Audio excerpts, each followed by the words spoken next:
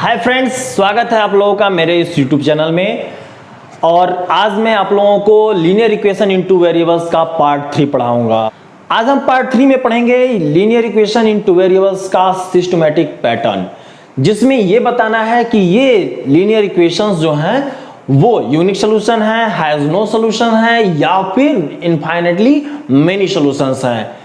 तो जैसा कि हम जानते हैं कि जो हमारा लीनियर इक्वेशन होता है वो क्या होता है, a1x b1y plus c1 equal to 0, और इसका एक और होता है a2x b2y plus c2 equal to 0। इसके बारे में मैंने पहले बता दिया था कि a1 b1 c1 का मतलब हो गया कि ये हमारा पहला लीनियर इक्वेशन है, a2 b2 c2 का मतलब हो गया कि ये हमारा दूसरा लीनियर इक्वेशन है। अब हमें करना क्या है, इसमें हमें x y की जो वेरिएबल्स a1 b1 है और कांस्टेंट टर्म जो हमारा c1 है उनको डिवाइडेड फॉर्म में लाना है और उनसे ये पता लगाना है कि ये इनके मेनी सॉल्यूशंस हैं, हैज नो सॉल्यूशंस हैं, या इनफाइनाइटली मेनी सॉल्यूशंस है। तो सबसे पहला हमारा है has no solution, has no solution, जिसको हम कहते हैं इनकांस्टेंट। इसका रूल क्या होता है, इसका रूल ये होता है a1 upon a2 equal to b1 upon b2 not equal to c1 upon c2। मतलब क्या हुआ, जो हमारे लीनियर इक्वेशंस दिए गए हैं a1x b1y plus c1, a2x plus b2y plus c2 equal to 0, जो हमारे लीनियर इक्वेशंस हैं उनमें हम जब इनको हम a1 b1 c1 a2 b2 c2 को जब रेशियो के फॉर्म में लाते हैं, इक्वल करते हैं, तो हमें क्या मिलता है कि a1 अपान a2 का रेशियो b1 अपान b2 के इक्वल है, लेकिन c1 अपान c2 के इक्वल नहीं है। तो जब नहीं रहता है तो वो हैज नो सॉल्यूशन होता है। जैसा कि हम लोग पीछे क्वेश्चन सॉल्व किए हैं और सॉल्व करने के बाद उनका नो सॉल्यूशंस, मेनी सॉल्यूशंस और यूनिक सॉल्यूशंस ग्राफ पर फाइंड अप किए हैं, लेकिन यहां उनका रेशियो फॉर्म फाइंड अप करके पता लगा सकते हैं कि वो यूनिक सॉल्यूशन है, मेनी सॉल्यूशंस हैं, या फिर नो सॉल्यूशंस हैं। तो जब उनका ratio a1 upon a2, b1 upon b2 और c1 अपान c2 का रेशियो आपस में इक्वल करने के बाद ये टर्म हमको मिलता हो, मतलब a1 upon a2 b1 upon b2 equal हो, लेकिन c1 अपान c2 के इक्वल ना हो। जब a1 upon a2 b1 upon b2 के इक्वल होगा और यहां हम देख रहे हैं कि b1 upon b2 c1 upon c2 के इक्वल नहीं है, तो जाहिर सी बात है कि ये भी इक्वल नहीं होगा, a1 upon a2 c1 upon c2 के इक्वल नहीं होगा। तो इसको कहते हैं हैज नो सॉल्यूशंस। क्वेश्चंस मिलेगा, क्वेश्चंस में हम क्या करेंगे, a1 a2 b1 b2 c1 c2 को छांट लेंगे, अलग कर लेंगे और फिर इस रूल में लगा करके चेक कर लेंगे कि वो हैज नो सॉल्यूशन है या फिर नहीं है। दूसरा हमारा होता है इनफाइनाइटली मेनी सॉल्यूशंस, जिसको हम कहते हैं हैज एन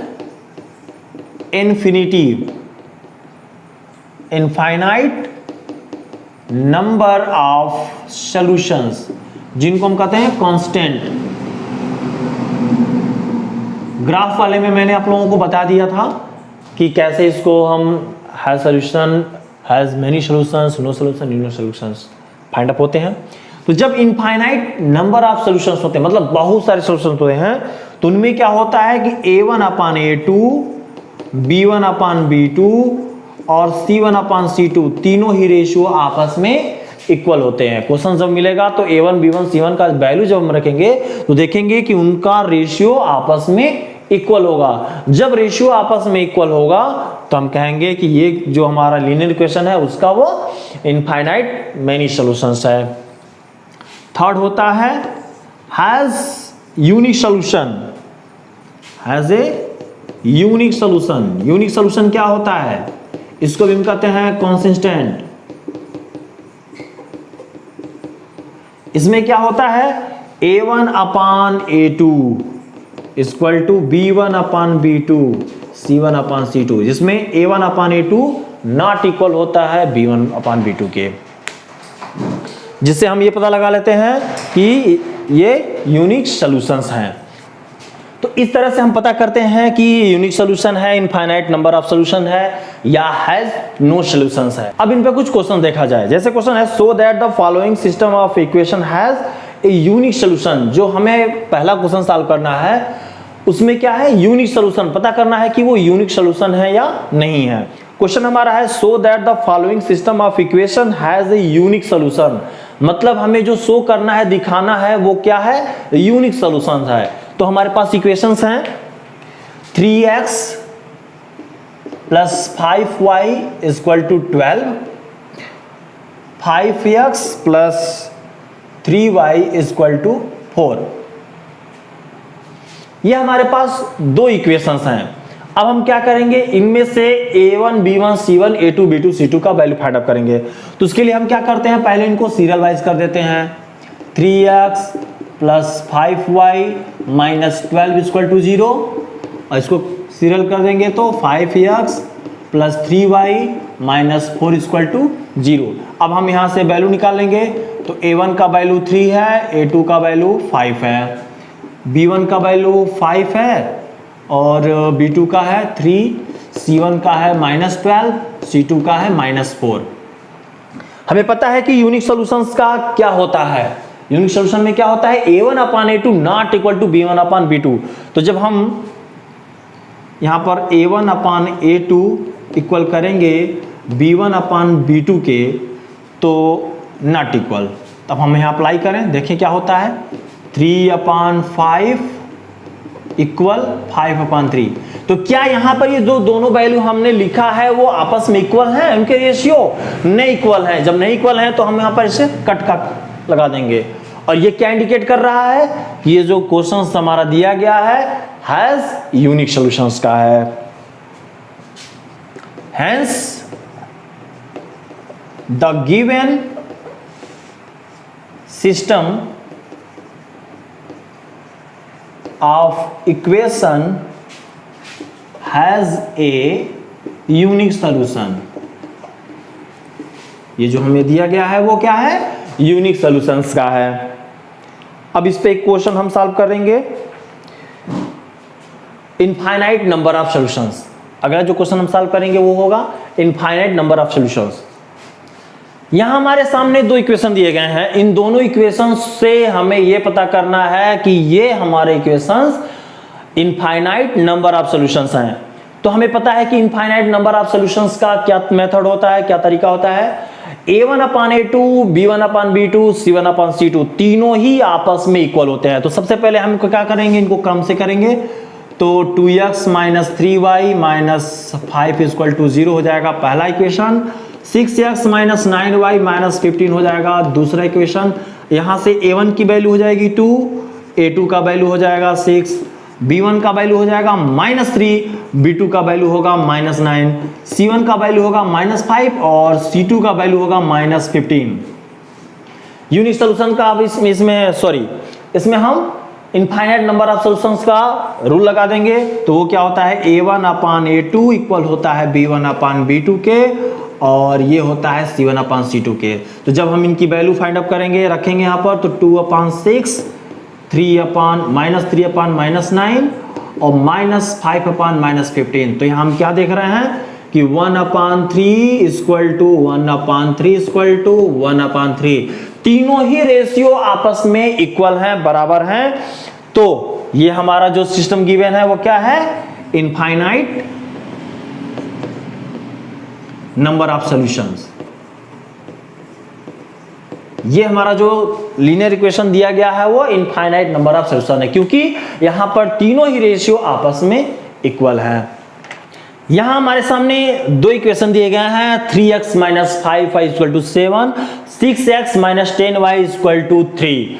ये दोनों इक्वेशन से हमें ये पता करना है, ये फाइंड आउट करना है कि ये हमारा हैज नो सॉल्यूशंस है या इनकंसिस्टेंट है। तो हमें इसका मेथड पता है कि कैसे हम पता लगा लेते हैं कि नो सॉल्यूशंस है, यूनिक सॉल्यूशन है या फिर मेनी सॉल्यूशंस है। तो सबसे पहले हम क्या करेंगे, जैसा कि अब तक करते हैं सीरियल से, तो इनको सीरियल वाइज कर देंगे। 3x minus 5y minus 7 equal to 0 हमारा पहला equation. 6x minus 10y minus 3 equal to हो जाएगा हमारा दूसरा इक्वेशन। इनसे अब हम a1 b1 की वैल्यू फाइंड अप कर लेंगे। तो a1 हो जाएगा 3, a2 होगा 6, b1 हो जाएगा -5, b2 हो जाएगा -10 और c1 निकलेगा -7, c2 निकलेगा -3। तो according to rule a1 upon a2 b1 upon b2 के इक्वल होता है, लेकिन c1 अपान c2 के इक्वल नहीं होता है। तो अब हम क्या करेंगे, इनके वैल्यू रखेंगे, देखेंगे वाकई में ये इक्वल हो रहे हैं कि नहीं हो रहे हैं। तो कितना हो जाएगा 3 अपान 6 इक्वल टू -5 अपान -10 -7 अपान -3। अब इनको हम थोड़ा सॉल्व कर लेंगे तो हो जाएगा 1/2 और यहाँ पे हमें मिला 7/3 जो कि नॉट इक्वल है। जब नॉट इक्वल है तो ये जाहिर सी बात है क्या होगा, हैज नो सॉल्यूशंस होगा। तो तीनों तरीका मैंने बता दिया कि कैसे हम पता लगाते हैं unique solution, has no solution, infinite number of solutions. मैं उम्मीद है कि आप लोगों को समझ में आया होगा।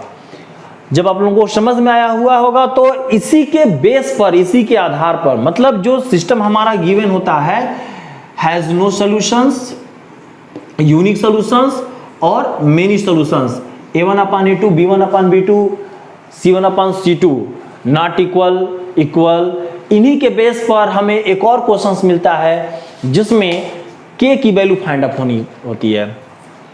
क्या करते हैं उसमें हम, no solutions, has no solution है या हैज मेनी सॉल्यूशंस है या यूनिक सॉल्यूशंस है, तो उनमें जो एक अननोन नंबर हमारा k होता है उसकी वैल्यू फाइंड अप करनी होती है। तो हम अगला क्वेश्चन उसी को सॉल्व करेंगे जिसमें k की वैल्यू फाइंड अप करनी है। हमें क्या करना है, find the value of k। हमें जो अगला पढ़ना है इसमें find the value of k। वो k हमें कहां दिया गया रहेगा, या तो a1 के पास या फिर a2 के पास या b1 के पास b2 के पास, हो सकता है c1 के पास दिया या फिर c2 के पास दिया गया हो, और उसी k की वैल्यू हमें फाइंड अप करनी है। और इसमें भी वही रूल लगेगा, has no solution, has unique solution, has finite number of solutions.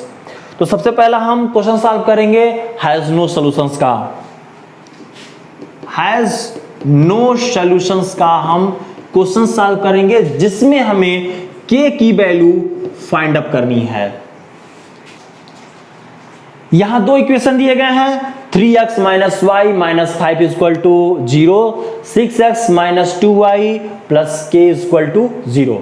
अब हमें क्या करना है, इस k की वैल्यू फाइंड अप करनी है किस मेथड से, हैज नो सॉल्यूशन से। तो सबसे पहले हम क्या करेंगे, यहां पर a1 b1 c1 की वैल्यू फाइंड अप करेंगे। तो यहां पर a1 की वैल्यू हो जाएगी 3 और a2 का वैल्यू कितना होगा 6, b1 का वैल्यू होगा -1 और b2 का वैल्यू होगा -2, c1 का वैल्यू हो जाएगा -5 और c2 यहां पर होगा k। जैसा कि हम जानते हैं for has no solution we must have, अगर नो सॉल्यूशंस है तो हमें क्या पता होना चाहिए, a1 upon a2 b1 upon b2 के इक्वल होता है, लेकिन c1 अपान c2 के इक्वल नहीं होता है। अब हम क्या करेंगे, a1 b1 c1 की वैल्यू यहां पर हम पुट कर देंगे।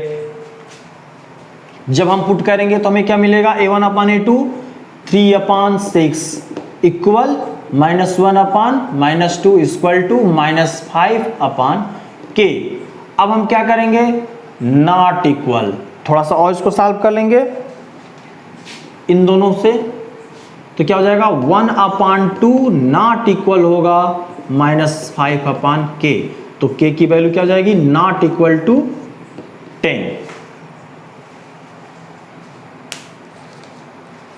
हम यहां देख रहे हैं कि k की वैल्यू कितनी निकली है, नॉट इक्वल टू -10। मतलब अगर हम k की वैल्यू -10 नहीं रखना है। अगर k का वैल्यू 10 रख देंगे, -10 रख देंगे, तब तो हमारे सारे आपस में क्या हो जाएंगे, इक्वल हो जाएंगे, क्योंकि ये 1/2 होगा, ये भी माइनस ये भी माइनस, तो प्लस हो जाएगा। ये हमारा -5 और यहाँ अगर -10 रख देंगे तो कितना हो जाएगा, वो भी 1/2 हो जाएगा। इसीलिए यहाँ पर क्या है, k की वैल्यू -10 है, तो k की वैल्यू -10 के इक्वल नहीं होनी चाहिए, इसलिए यहाँ पर क्या है, कटिंग का है। अब इस पे एक क्वेश्चन और सॉल्व करते हैं। इक्वेशन है 8x + 5y = 9, kx + 10y = 15। क्या दिया गया हुआ है हमें, 8x + 5y = 9 और दूसरा इक्वेशन है kx + 10y = 15। इसका भी हमें क्या करना है, हैज नो सॉल्यूशंस का रूल फाइंड आउट करना है, लगाना है। तो हम क्या करेंगे, यहां से a1 का वैल्यू फाइंड आउट करेंगे, 8 हो जाएगा, a2 का यहाँ कितना हो जाएगा, k हो जाएगा, b1 का हो जाएगा 5 और b2 का हो जाएगा 10, c1 का हो जाएगा -9, c2 का हो जाएगा -15। कैसे, ये इक्वल के उस साइड में है, जब हम इधर लाएंगे तो माइनस हो जाएगा, इक्वल के उस साइड में प्लस है, और जब हम उसको सीरीज में रखेंगे, क्रम में रखेंगे, तो जब इस साइड करेंगे तो क्या हो जाएगा, माइनस। इसलिए हमने c1 और c2 की वैल्यू क्या रखी है, माइनस रखी है। अब हम अकॉर्डिंग टू रूल क्या करेंगे, a1/a2 b1/b2 not equal to c1/c2 put up कर देंगे, कितना हो जाएगा, a1 का वैल्यू कितना है, 8 है, 8/k क्योंकि a2 का k है, 5/10 नॉट इक्वल टू किसके हो जाएगा, -9/-15। थोड़ा सा इसको और सॉल्व कर लें तो 8/k हो गया, 1/2 हो गया, और ये हो जाएगा हमारा 3/5 नॉट इक्वल टू।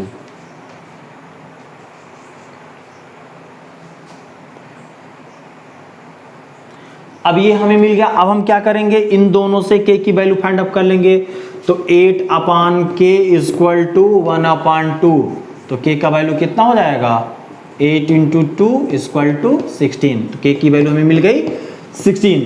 k की वैल्यू जब 16 रखेंगे, यहां पर पुट करेंगे, तभी तो 1/2 इक्वल होगा, क्योंकि हमारा रूल क्या है कि a1/a2 b1/b2 के इक्वल होना चाहिए, लेकिन c1/c2 के इक्वल नहीं होना चाहिए। तो जब हम a2 का वैल्यू हमें कितना मिल गया, k की वैल्यू 16, तो जब हम 16 यहां पर पुट करेंगे तो 8/16 इसका वैल्यू कितना हो जाएगा, 1/2, और 5/10 तो कितना हो जाएगा, 1/2, लेकिन इनके इक्वल नहीं होगा। इसी से रिलेटेड एक क्वेश्चन और हम सॉल्व करते हैं, जो है हमारा question kx + 3y = 3 and 12x + ky = 6। यहाँ a1 में भी k दिया हुआ है और b2 में भी हमें k दिया हुआ है। यहाँ इसका मतलब कि हमें दोनों ही इक्वेशन में k दिया गया है और उस k की वैल्यू हमें फाइंड आउट करनी है। तो इक्वेशन हमारा क्या है, क्वेश्चन नंबर 6 इक्वेशन क्या है हमारा, kx + 3y = 3 और 12x + ky = कितना हो जाएगा, -6। ये हमारा क्वेश्चन दिया गया हुआ है और इससे हमें नो सॉल्यूशंस की कंडीशंस फॉलो करनी है। तो हम क्या करेंगे, यहां से a1 की वैल्यू निकालेंगे, k हो जाएगा, a2 का वैल्यू 12, b1 का वैल्यू हो जाएगा 3, b2 का वैल्यू हो जाएगा k, और c1 का वैल्यू निकलेगा -3, c2 का वैल्यू निकल जाएगा 6, क्योंकि वहां पर माइनस दिया है और इधर लाएंगे तो प्लस हो जाएगा। अब हम has no solutions, has no solutions का कंडीशंस क्या होता है कि a1/a2 b1/b2 के इक्वल होता है, लेकिन c1/c2 के इक्वल नहीं होता है। अब हम क्या करेंगे, यहां पर इनकी वैल्यू पुटअप करेंगे, तो a1 में हमारा k/12 = कितना है, 3/k is not equal to -3/6। अब हम यहां पर रख दें, इन दोनों को लेकर के सॉल्व कर लेते हैं। तो k/12 = 3/k, तो k² 36। जब हम k की वैल्यू निकालेंगे तो +-6 होगा, लेकिन यहां हम k की वैल्यू +6 ही रखेंगे, क्यों -6 नहीं रखेंगे? अगर हम -6 रखेंगे, जैसे हमें +b6 मिला है, -b6 मिला है, लेकिन हमने k की वैल्यू +6 ही क्यों रखी? उसका आंसर हमने k का आंसर +6 ही क्यों रखा? क्योंकि अगर हम -6 रख रहे हैं तो देखिए क्या हो जाएगा, इसको केवल चेक करने के लिए है, k/12 है, तो अगर हम k का वैल्यू +6 रख रहे हैं 3/6 -3/6, तो जाहिर सी बात है ये सारे प्लस में है, नॉट इक्वल होगा, ये हो जाएगा 1/2 नॉट इक्वल टू 1/2, ये दोनों प्लस में है, और तीसरा जो है हमारा वो माइनस में है, तो क्या इन दोनों की इक्वल होगा? नहीं होगा, तो इसलिए हमने उसको क्या कर दिया? कट कर दिया है। लेकिन अगर k की वैल्यू हम -6 रख रहे हैं तो देखिए क्या हो सकता है, -6/12 3/6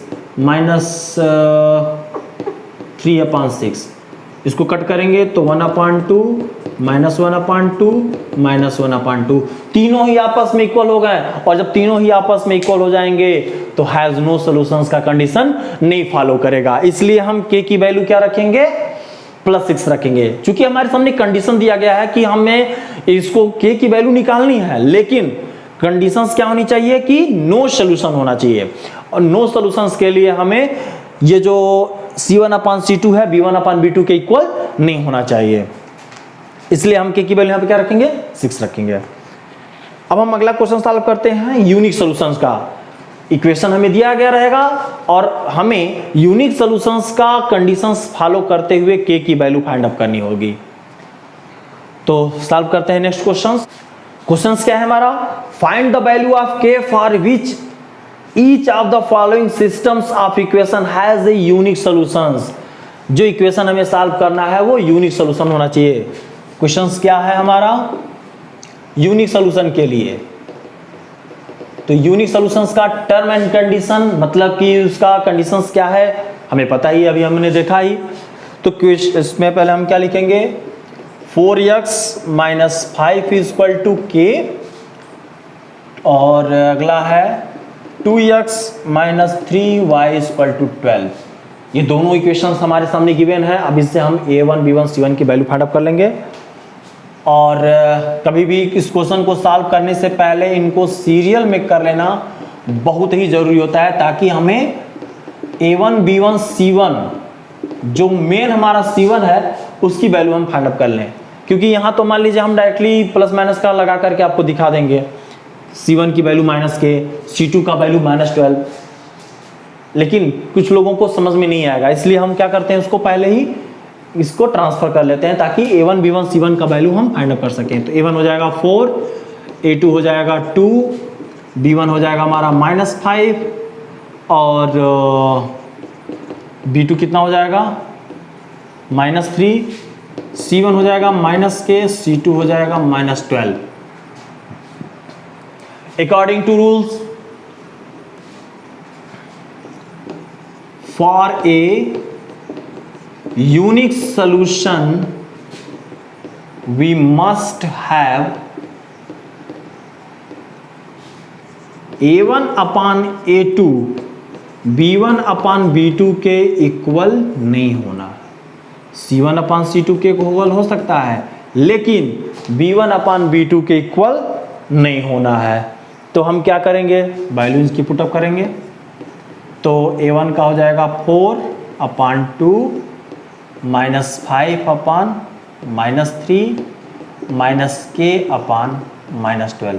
हम यहाँ देख रहे हैं 4/2 है, -5/-3 है, और -k/-12 है। तो हमें पहला जो कंडीशन फॉलो करनी है कि a1/a2 b1/b2 की इक्वल नहीं होना है। तो देख ही रहे हैं दोनों के ही रेशियो क्या है? अलग अलग हैं और नॉट इक्वल है। तो हम क्या करेंगे? इनको और इनको एक साथ रखेंगे। तो 4/2 = -4k/-12। तो यहाँ दोनों माइनस में हैं, तो k की वैल्यू कितनी हो जाएगी? 12 × 4/2 कितना निकल जाएगा? 24। k की वैल्यू में कितनी मिल गई? 24। k की वैल्यू हमारी 24 हो गई, और जब इसी को हम इसके इक्वल रखेंगे तो हमें क्या मिलेगा, -5 -3 -4k -12, तो सारे प्लस में जाएंगे तो k इक्वल टू हो जाएगा 5 × 12/3, k की हो जाएगी वैल्यू 30। अब हमें k की वैल्यू क्या मिल गई, 24 भी मिला और k की वैल्यू 30 भी मिली, सॉरी 20 होगा। यहां हमें k का वैल्यू 20 भी मिला और 24 भी मिला। क्यों? क्योंकि यहां नॉट इक्वल होता है किसके, b1/b2 के, तो इनको हम क्या कर सकते हैं, c1/c2 को a1/a2 के भी इक्वल ले सकते हैं और b1/b2 के भी इक्वल ले सकते हैं। तो यहां से हमें मिलेगा k की वैल्यू 2, जिसको हम कह सकते हैं एवरी रियल वैल्यू। यहां जो k की वैल्यू निकलेगी वो सारा क्या होगा, रियल वैल्यू होगा। इस पे हम लोग दूसरा क्वेश्चन सॉल्व करते हैं तो कॉन्सेप्ट और ज्यादा क्लियर हो जाएगा। यहां हमारे पास इक्वेशन दिया गया है kx + 2y = 5, 3x + y = 1।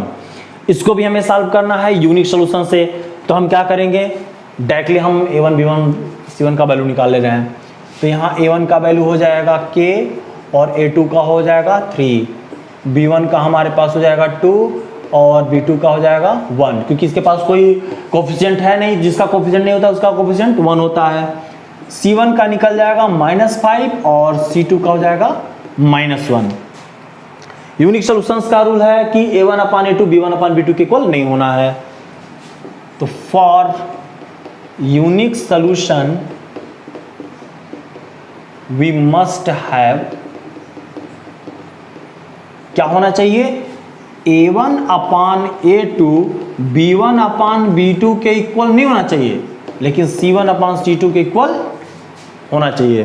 तो हम क्या करेंगे, वैल्यू रखेंगे k/3 not equal 2/1 equal to -5/-1।